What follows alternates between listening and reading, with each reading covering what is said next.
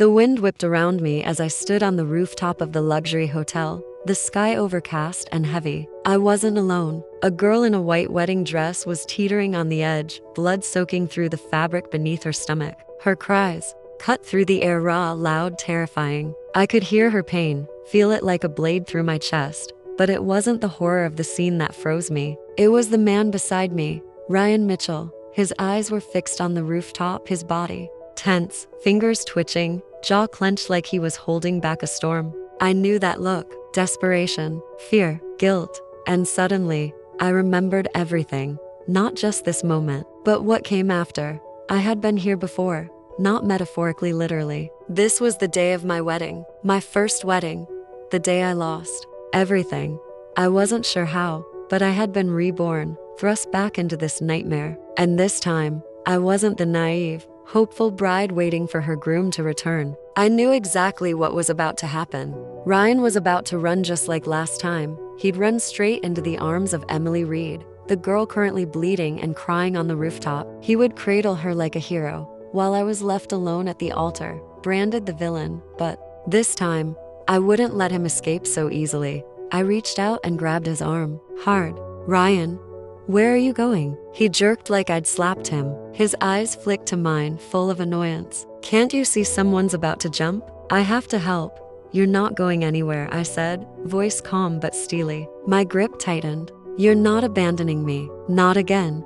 He blinked. What the hell are you talking about? That girl, I said, tilting my chin toward the rooftop, is the same one who'll later accuse me of ruining her life, of stealing her fiancé, of killing her baby. Ryan's face paled. You're insane, he whispered. Maybe, I said. Or maybe I just remember everything you did. He pulled his arm, but I held on. I wasn't strong enough to fight him physically, but I didn't need to be. I had the truth now. I had foresight, and I would use it to burn his perfect little world to ash. I turned to the guests, to the whispers starting to ripple through the room as the chaos above unfolded. It was time to let them see the real Ryan Mitchell. You know that woman on the rooftop? I said loudly, loud enough for the front rows to hear. She just called me a homewrecker, me his bride. Isn't that strange? Ryan turned back to me, his eyes blazing. Lisa, stop this. No, I snapped. You stop. Stop lying. Stop pretending. In our last life, you let me take the fall while you played the hero. You let Emily tear me apart piece by piece. You watched as I begged you for an explanation. And when I lost everything, my name, my dignity, my family, you didn't even flinch. The whispers grew louder. Ryan's jaw twitched. I could see the cracks forming. I think, I said slowly, deliberately, we should call the police. Ryan's face twisted. He slapped the phone from my hand. Gasps echoed around us. What the hell are you doing? He growled. Are you trying to get her killed? If she jumps, it's on you. I stepped back, breathing hard. My wrist throbbed where he'd struck it. This was it. This was the real Ryan, and everyone had just seen it. My best friend, who had been silently standing nearby, stepped forward. But I gave her a look. Wait, we needed more. You know what's really vicious? I said coldly, faking an entire relationship, just to bait the girl you actually want. Using another person to manipulate someone into coming back. That's vicious. Ryan said nothing. I turned to the crowd again. I wonder what the public will think when they see this little performance. A man abandoning his bride at the altar to run to another woman. A woman accusing someone she's never met of stealing her fiancé. And then, right on cue, the police arrived. It was like divine timing. Officers pushed through the guests, directing people away from the rooftop. Everything suddenly became orderly, controlled, and when Emily Reed saw the flashing lights, she climbed down. Miraculously, it was all an act, every bit of it. As we all gave statements at the police station, Ryan tried to pretend he didn't know Emily, that he was just a concerned stranger. But when Emily started sobbing and clinging to him, the truth came spilling out. Whether he liked it or not, they had been together the whole time. Emily had run away pregnant when his mother disapproved. Ryan had used me to lure her back. I was a tool, nothing more. But this time, I wasn't a tool. I was a weapon, and they had just handed me the blade. The ride home from the police station was quiet, but my mind was anything but. I stared out the window, watching the lights of the city blur past. The truth of everything finally laid bare. Ryan had confessed. Emily had exposed herself. and this time, I had evidence. When I arrived at my apartment, my parents were still awake, sitting stiffly on the couch, their hands clutched together in worry. I told them everything, every single detail. Their faces changed as I spoke, first confusion, then disbelief, then fury. "I trusted him," my mother whispered, voice trembling. "We opened our home to him." My father's fists clenched. "He's a snake." But this time, I wasn't crying. I was clear, focused. I had cried too much in my last life tears. That solved nothing. This time, I would fight back with actions, not apologies. The next morning, I received an email. No greeting, just an invoice. Wedding expenses, Lisa's share. Total, $987,452. Account, Ryan Mitchell. Attached was a neatly itemized list of every penny supposedly owed. My gown, the venue, the invitations, the music. My jaw clenched tighter with every line I read. And at the very bottom, in bold, "Please transfer the total amount within 3 business days." Then, as if on cue, my phone rang. Ryan's name lit up the screen. I didn't hesitate. I picked up. "Seen the bill?" His voice was cold, almost robotic. "If everything looks correct, transfer the money. Don't waste my time." I didn't reply right away. I let the silence hang in the air until it turned heavy. "You want me to pay?" I said slowly. "For a wedding you used to stage your little reunion drama? It's your side that ordered all the expensive crap," came Emily's voice, cutting in suddenly. "You're lucky Ryan didn't sue you for emotional damage." I murmured. "The puppeteer speaks. What did you just call me?" "I called you a liar, a manipulator, and soon a defendant." Click. They hung up. Good, because I wasn't done. By that evening, the video was online. It was exactly what I expected: selectively cut footage from the wedding, showing me grabbing Ryan's arm, him pushing my phone away, and Emily's bloody dress in the background. But this time, I didn't panic. I was prepared. In my past life, I had begged them to speak the truth. I had tried to explain, over and over, only to be drowned out by an avalanche of hate. But not this time. This time, I posted my video, the raw, uncut version, every second. From the rooftop to the police station, I included the official report, witness statements, timestamps, everything. And I didn't stop there. I added captions. "Here's what really happened at my wedding. Watch till the end. You'll see who the liars are."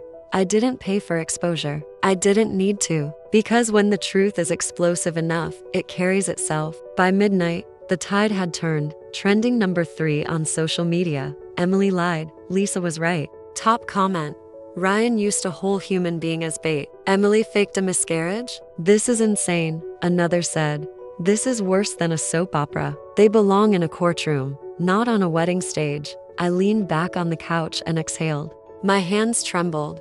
But not from fear, from release, from power. The kind of power I never had in my past life. But they weren't done. Emily showed up the next day, still in that same white dress, now stained darker with dried blood. She collapsed on her knees outside my office building, crying so loudly it drew a crowd within minutes. Cameras appeared like magic. I didn't even have to look. I knew this was another setup.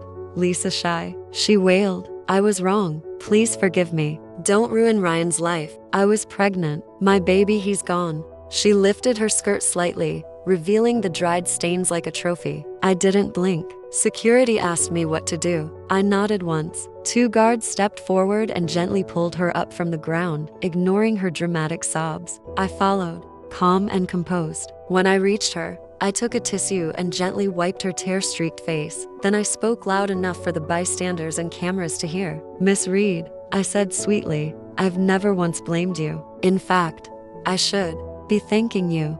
Her eyes widened. "This wasn't in the script. If it weren't for your rooftop theatrics, how else would I have discovered that the man I was about to marry was a liar who never even loved me?" What? No, she stammered. "As for the $1 million, I said calmly, that's between me and the Mitchells. Why burden yourself with things that have nothing to do with you?" The crowd shifted. Murmurs began to spread. And then, as if I had just realized something shocking, I gasped and put a hand over my mouth. "Wait, don't tell me. Is Ryan making you shoulder the debt?" "No," she said quickly. So he is." I smiled. Guess I was right all along. What a scumbag.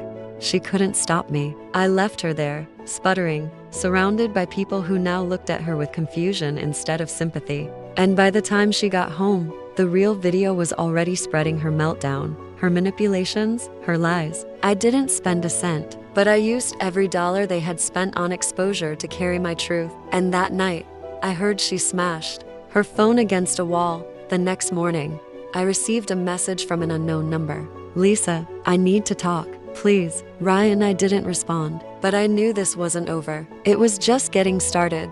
3 days passed. 3 quiet, calculated days. Ryan hadn't shown his face, but I knew he was watching as the internet tore apart the perfect image he had once built with Emily, watching as their lies unraveled faster than they could patch them. I expected silence. Instead, I got a performance. Ryan went live on his social media account, the screen lit up with his tear-streaked face. He looked thinner, drained, an image of a man broken by betrayal and pain, and he played the role perfectly. He talked about our relationship like it had been real, like he had loved me, like I had left him in pieces.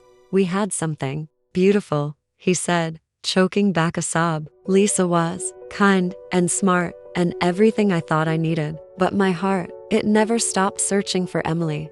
Thousands watched, tens of thousands. Comments flooded in. "Poor guy. This is what real heartbreak looks like. He's a victim too." Then came the twist. A man appeared on screen, Ryan's father, stern-faced, weathered, holding a file in his hands. That day, the man said, Ryan had an argument with Lisa. He went drinking. He was vulnerable. Emily took advantage. She drugged him. That's how the pregnancy happened. He didn't even know. We didn't want to hurt Lisa more by telling her. I stared at the screen in stunned silence. They were blaming it all on Emily now, turning her from his one true love into a seductress who preyed on a drunk man. Clever, too clever. Ryan wanted to rewrite the story and come out clean, wipe away the lies, the betrayal, the manipulation, and paint himself as a helpless pawn. And Emily? He was throwing her straight under the bus. But here's the thing about people like Emily Reed, they don't stay silent. And she didn't. The very next morning,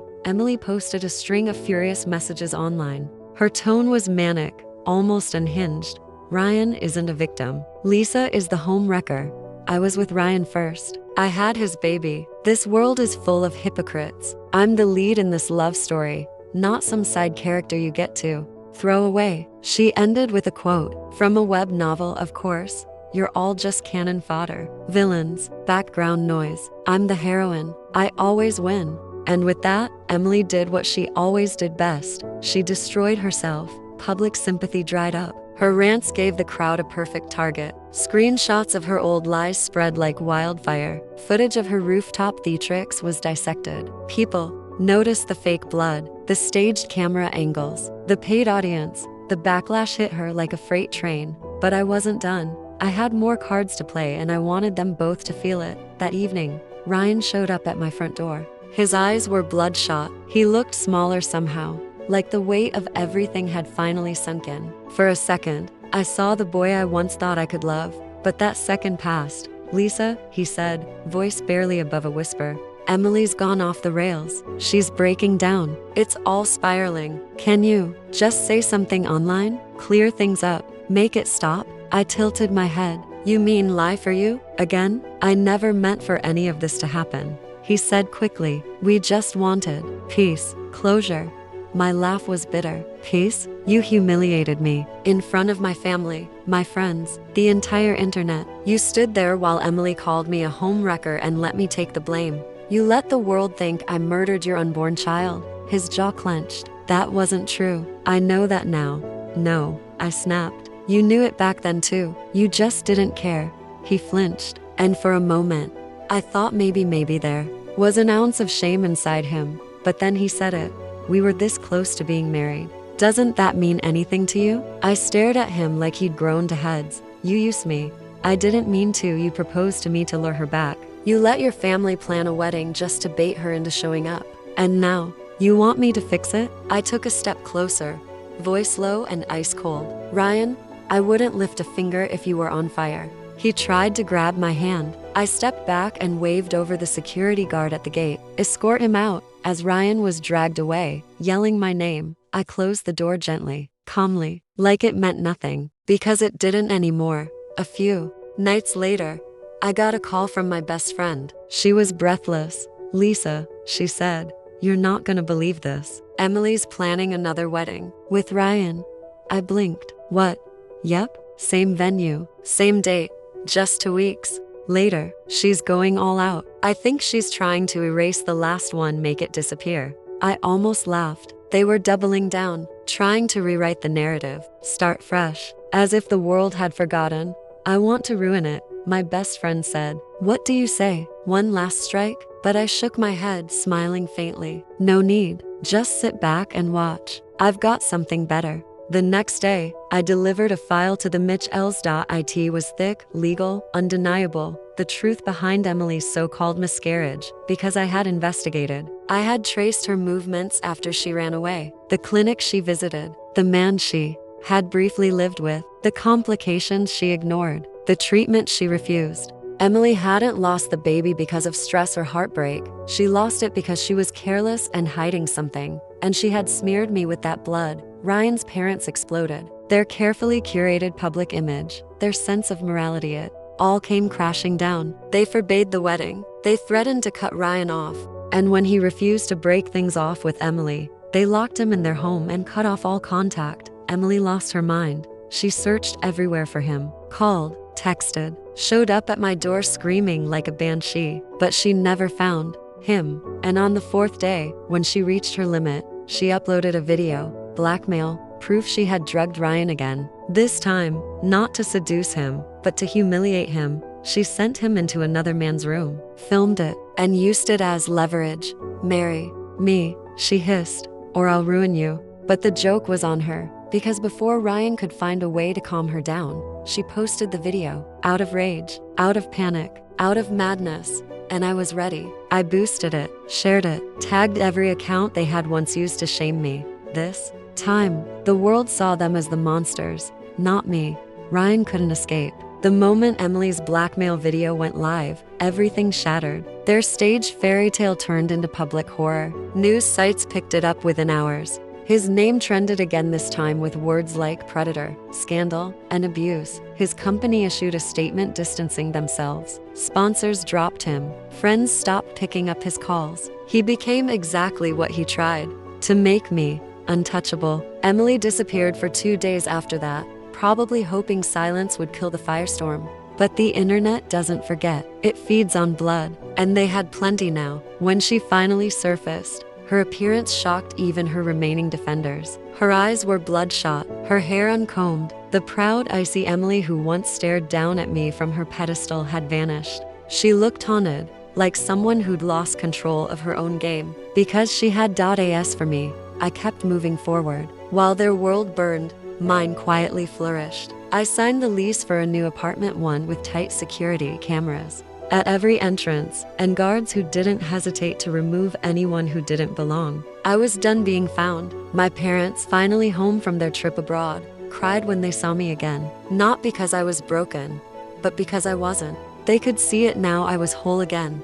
I told them everything, even the part about my plans. I was opening my own jewelry studio, a dream I never dared pursue in my past life because I was too busy cleaning up Ryan's mess. But this time, it was happening. I poured everything into it, my energy, my pain, my healing. My designs had edge now, emotion, story. They weren't just pretty, they were sharp. 1 week before their rescheduled wedding, I received a package from Emily. Inside was a necklace, one of mine, a piece I'd designed months ago, custom made, one of a kind. She had taken it from the bridal suite on the day of my wedding. Now she was returning it with a note. It said, "You won. Happy now?" I didn't respond. She wanted a reaction, but I owed her nothing. My silence was louder than anything I could have said, but it wasn't over. I had one last card to play. Because despite all the humiliation, manipulation, and damage they had done, one fact remained. Ryan and I were still legally married. His mother had insisted we register early, before the ceremony. And although I had filed for divorce, we were still inside the cooling-off period, which meant any attempt to remarry was technically illegal. So I gathered the documents, prepared my case, and on the morning of their wedding, while Emily was stepping into her white dress again, I walked into the police station. By noon, they were halfway through their vows. Friends and family had gathered. The media had been blocked from entering, but someone inside live streamed it anyway. And then, right as Emily took Ryan's hand, police arrived. The ceremony halted, guests turned, cameras rolled, and the groom and bride were arrested on the spot. Ryan stood frozen. Emily went wild. She shrieked at him to do something, to fix it, to beg his father, to pay whoever he had to. But Ryan just lowered his head and said two words, "Forget it." She lost it completely, threw flowers, smashed a table, tore down decorations, and screamed like she was possessed. I didn't watch the footage. My best friend did, and she described it as the most satisfying thing she'd ever seen. I was too busy signing the final paperwork with my lawyer. We fast-tracked the divorce after their arrest. Ryan didn't fight it. He didn't show up. He didn't even message me again. For someone who once begged me to save him, he disappeared. Like smoke when the fire got too hot, I returned to my studio, where my team was waiting with excitement. My launch date was locked in. The designs were finalized. The PR was subtle but effective. I didn't want revenge anymore. I wanted impact. I wanted to leave my mark. And I did. Opening day was a dream. My family was there, my friends, the people who believed in me when everything fell apart. They saw me not as the girl who was abandoned at the altar, but as the woman who rose from the ashes, stronger, sharper, smarter. But peace never lasts forever, does it? 2 days after my launch, I received a call from a blocked number. I let it ring out the first time, then the second. By the third, I picked up. I didn't speak. I didn't need to. I recognized the breath on the other end. Ryan. He was quiet for a long time. Then he said my name, Lisa, not Miss Shy, not baby, just Lisa. His voice was hoarse, broken. If we had gotten married, do you think all of this would have been different? He asked. I was silent. My heart didn't lurch. My hands didn't shake. I felt nothing. And then I laughed. There's no what if, Ryan. We were never going to get married. Not in this life. Not in any life. I hung up. That night, I finally slept through the night without waking up once. But the world outside wasn't as calm. A few days later, the news broke. Emily Reed was dead. Emily Reed was found in a dingy rental apartment on the outskirts of the city. The same girl who once stood at the top of a rooftop in a blood-stained wedding dress had died alone, surrounded by nothing but empty bottles and unpaid bills. The cause of death was clear. Ryan had stabbed her multiple times, 12 to be exact. The reports said he was the one who called the police afterward. He didn't run. He didn't scream. He just sat there quietly, covered in blood, waiting for them to arrive. I read the headlines without blinking. I didn't cry. I didn't feel joy either. It was a strange numbness, like reading the ending of a book I'd already finished a long time ago. Ryan was arrested immediately. The trial made national news. No amount of begging or bribing could change the outcome. This time, even his father didn't lift a finger. He looked like a shadow of the man I once knew, hair fully gray, voice cracked with age, eyes sunken with regret. We warned him, he said outside the courthouse. We warned him, and he still chose her. Ryan's mother refused to speak to reporters. She simply stared ahead as her son was sentenced, her expression unreadable. I didn't attend the trial. I didn't need to. The verdict was predictable. Life in prison, no parole. The boy who once stood on a wedding stage, so sure the world revolved around him, now lived behind bars, the center of nothing but concrete walls and silence. The internet devoured every update. For once, I stayed quiet. I didn't post. I didn't celebrate. I focused on work, on family, on the future I was finally free to build. My jewelry studio thrived. Clients praised my work not just for its design, but for the stories behind each piece. There was strength in the curve of every pendant, healing in the cut of every gem.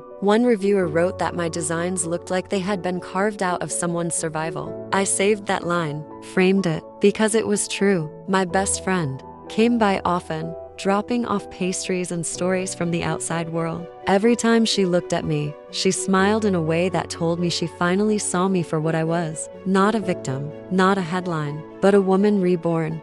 A month after Ryan's sentencing, I received another letter, handwritten, no return address, but I recognized the handwriting instantly. It was from Ryan's mother. Inside was a single page. I hated you. it began. I believed you were unworthy. I thought you were a mistake, but I was wrong. The mistake was mine. You were the daughter-in-law we never deserved. I sat with that letter for a long time. I didn't feel the urge to reply. Her guilt wasn't my responsibility. But still, I didn't throw it away. Later that week, I met with an industry mentor, an older designer known for his brutal honesty and unmatched eye. He reviewed my portfolio slowly, carefully. Then he looked up and said, "These aren't just beautiful, they're honest. You've lived through something, haven't you?" I didn't answer. I didn't have to. He offered me a chance to work under him for 6 months, an intensive mentorship that would take me to another city, another world. I accepted without hesitation. The night before I left, I stood in front of the mirror and looked at myself. Really, looked. My reflection wasn't soft or fragile anymore. There was steel beneath my skin, calm fire in my eyes. I didn't hate what I had gone through. I didn't wish for a different life. I just wished I had learned sooner that survival is not the same as living. And now, finally, I was ready to live. The morning of my departure, my best friend picked me up. We didn't say much, just sat in the car listening to music, watching the city blur past one last time. As we pulled up to the station, she turned to me and asked, "If you could go back to that rooftop, would you stop her from jumping?" I thought for a moment. "No," I said. I'd just step back, let the truth fall with her. She nodded. We didn't hug. We didn't cry. She just smiled and said, "Don't forget who you are now." And I wouldn't. Not again.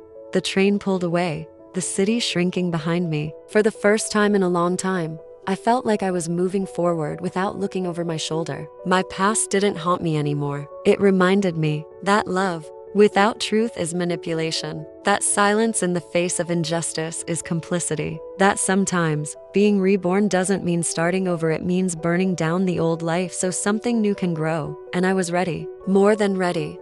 My new city was different, colder, quieter, more serious. People walked faster, spoke less. But I liked it. There was no history here, no whispers following me, no judgment in strangers' eyes, just work. And I was ready to throw myself into it. My mentor was exactly as advertised: brilliant, relentless, and utterly unforgiving. He tore apart my first few sketches, not because they were bad, but because they weren't honest enough. "Don't design what you think people want," he said, as sharp. "Design what you survived." So I did. I stayed up late, drew until my fingers cramped, tested materials until my nails cracked. Each piece I created told a secret, one about betrayal, one about loss, one about waking up in a burning house and walking out of it without looking back. My mentor started nodding more, criticizing less. One night, he stood behind me as I finished a design and said, "You've stopped designing jewelry. Now you're designing revenge." And strangely, it was the highest compliment he could have given. Outside the studio, my life was still quiet. I read more, cooked simple meals, called my parents every few days, just to hear their voices. They told me how proud they were. My best friend sent me voice notes every week, updating me on gossip, dating disasters, and how she was now known around town as Lisa's bodyguard. I laughed every time. I hadn't laughed like that in my last life. Not really. Then one evening, as I was locking up the studio, I saw him. It wasn't Ryan, but it might as well have been a journalist. Young, cocky, holding a microphone like it was a weapon. "Lisa shy?" he asked, stepping into my path. "I'm working on a feature." A look back at the Mitchell scandal. The public's still hungry for details. "You were at the center of it all. Care to comment?" I didn't answer. "I heard you've been reborn since then. New business, new life. Pretty inspiring arc," he continued. "Wouldn't it be powerful to own your side of the story publicly? People love a redemption tale." I tilted my head. "You think this is a redemption story?" He blinked. "Isn't it?" "No," I said. "This is a revenge story, and it's already over." He smiled, like he thought I was bluffing. "You sure? Because rumors say Ryan's appealing the sentencing, that he's trying to pin everything on Emily." That stopped me. Just for a moment, I turned fully to face him. "Let me ask you something," I said. "If a man sets a house on fire and his partner adds more gasoline, who do you blame?" He didn't answer. "Don't come near me again," I said. "Next time, I won't just ignore you." He left, but the damage lingered. That night, I couldn't sleep. I kept thinking about Ryan. About the audacity it took to try and twist the truth one last time. About how much time I had spent rebuilding, only for him to still be clawing at the walls of his own grave, hoping to drag someone down with him. But I wasn't afraid. I was furious. So I made a choice. The next morning, I went to a lawyer. I handed over everything, every recording, every statement, every receipt. I wanted a formal record filed once and for all. No more ambiguity. No more rumors. I wanted it all on paper, on record, in history. The police already had the documents, but this was different. This was about legacy. Are you sure you want to reopen this? My lawyer asked. You're doing well now. You've moved on. No, I said. I've moved forward. Big difference. He nodded. Then let's make it permanent.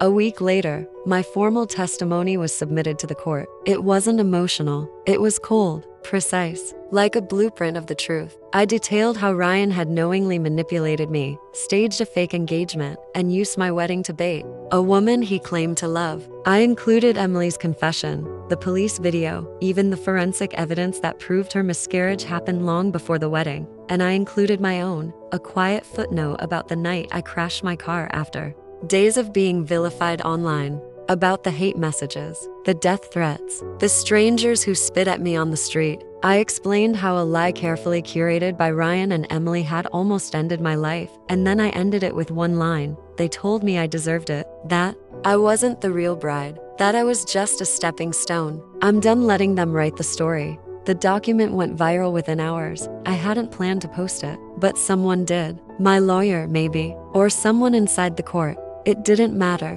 What mattered was that people read it. And this time they understood. Comments flooded in. Not just support, but apologies. From people who once judged me, who once called me heartless, murderer, homewrecker.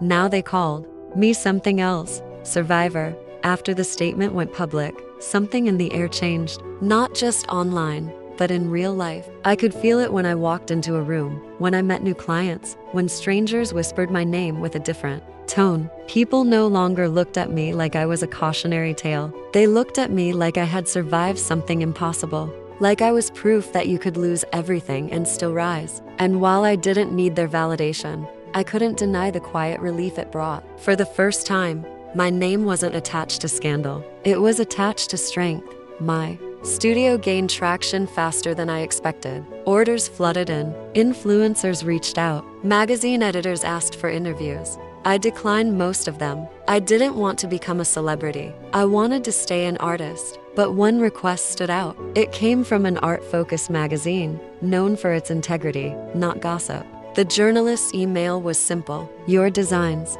changed after the scandal. I want to know why. Not for clicks, for the art. I agreed. On one condition, it had to be done in person, in my workspace, and there would be no mention of Ryan or Emily, only the work. They agreed. The day of the interview, the journalist arrived quietly, tall, calm, dressed simply in black with a camera slung over one shoulder. His name was Theo. He didn't start with questions. He walked the studio, running his fingers lightly along the edge of my display cases, studying my sketches with a kind of reverence I didn't expect. Then he looked at me. You don't design jewelry, he said. You design freedom. I didn't know what to say to that, so I didn't say anything. The interview was short, focused, professional, but something about the way he listened, it stayed with me long after he left. He wasn't just gathering quotes. He was seeing me, not the scandal, not the headlines, just me. The article published a week later, and he kept his word. No gossip, no names, no cheap narrative, just an honest look at my work, how it evolved, and why. He described one necklace as the shape of a scream turned into silence, another as a map of escape without a destination. The article ended with this line: Lisa Shy designs with the memory of fire and the promise of light. It stunned me. For a long time, I'd believed my strength was in silence, in withholding emotion, in never letting anyone see me bleed. But now I realized that real strength was in sharing it, in transforming it into something useful, beautiful, powerful. Theo messaged me once, a few days after the article went live. Didn't expect that kind of response. You broke our website. I hope you know what you've built is bigger than revenge now. I stared at that message for a while. Bigger than revenge. The words echoed inside me, and slowly, something shifted. something opened. I began waking up with ideas again, not just for designs, but for collaborations, for projects, for giving back. I wanted to teach, mentor, help other young designers find their voice before it was taken away by someone else's story.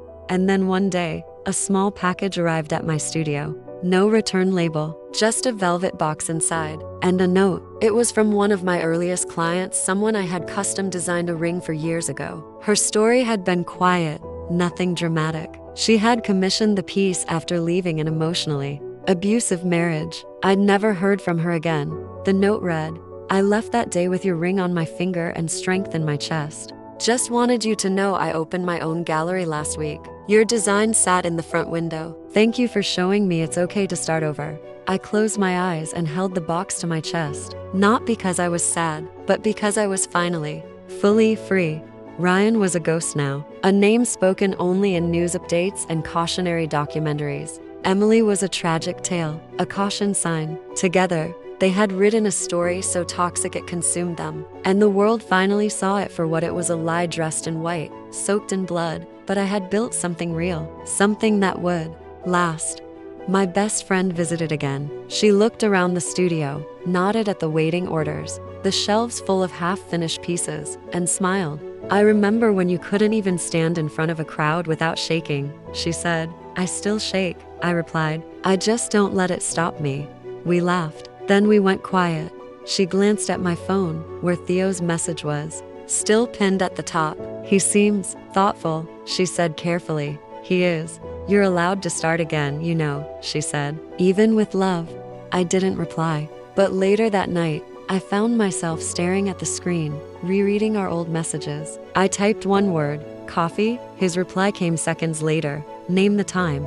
And for the first time in a long time, my heart didn't ache with dread or fear. It beat with curiosity, with something new, something warm, something that wasn't revenge. The coffee shop wasn't fancy. It was tucked in a quiet corner near my studio, the kind of place where nobody asked for selfies or whispered behind menus. I got there early. I wasn't nervous, but I did feel something unfamiliar fluttering in my chest, a sense of possibility. Theo arrived right on time, dressed in the same quiet style as before, black sweater, clean shoes, camera bag slung across his shoulder. When he spotted me, he smiled in a way that didn't try too hard, like he wasn't expecting anything, just willing to see what came next. We didn't talk about the past. We didn't talk about Ryan or Emily or courtrooms or trauma. We talked about art, food, cities we wanted to visit, books we never finished, music we only listened to when no one else was around. It was easy, strangely,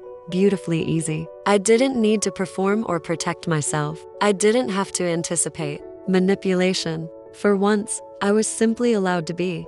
After an hour, we stepped outside. The city felt warmer than usual, even with the wind. Theo turned to me and said, "You know, I've interviewed a lot of people, survivors, creators, dreamers, but you." He hesitated for a moment. "You turned your pain into architecture. You didn't just rebuild, you redesigned." I looked at him, really looked, and smiled. "That's what jewelry is," I said. "It starts with pressure, with heat, with something broken, and then it becomes a gem." He nodded. "So what do you want next?" That question stayed with me long after we said goodbye, because for the first time, I didn't have a revenge list or a damage control plan or a goal to prove my worth. I just had a life, and I wanted to live it. 3 weeks later, I flew back to my hometown, just for a visit, just to breathe the air I once ran from. My parents met me at the airport with teary smiles and proud eyes. We drove past the old wedding venue. It looked smaller now, almost comically so, as if all the pain it once held had shrunk with time and distance. I didn't feel rage. I didn't feel sorrow, just peace. I was no longer trapped in that story. I visited the cemetery too, left flowers at a grave with no name, just a date. The date of the wedding that never happened. The day I was meant to be destroyed, but instead, it became my second birth. I whispered, "Thank you," to no one in particular. Then I turned and walked away without looking back. Back at my studio, life picked up as usual. One day, a delivery arrived without a sender. Inside the box was a book, an art anthology with a note inside that simply read, "To the main character of her own story." I placed it on my desk. I didn't rush to call or message. I didn't need to. We were moving slow, steady, with intention. The studio was expanding now. I had taken on 2 apprentices, both young women, both a little broken, both full of fire. I watched them the way I wish someone had watched me when I was starting. I told them the truth, that the world would try to write their stories for them, that people would try to paint them as villains or victims or background noise, but that none of it mattered unless they handed over the pen. Design like your life depends on it, I told them one afternoon, because sometimes it does. They listened, and they grew, and I did too. In the quiet moments between projects, I sometimes found myself reflecting, not with bitterness, but with gratitude. I had been dragged through hell, betrayed, humiliated, broken, but I had come out holding the pieces. And instead of throwing them away, I turned them into something radiant. Some people get happy endings. Some people survive the storm. I did both, not because I was lucky, but because I stopped waiting to be saved. I saved myself. And now, when I looked in the mirror, I didn't see the girl from the rooftop. I didn't see the abandoned bride. I didn't see the woman everyone blamed. I saw a creator, a leader, a fire that refused to go out, a main character. In my story, forever.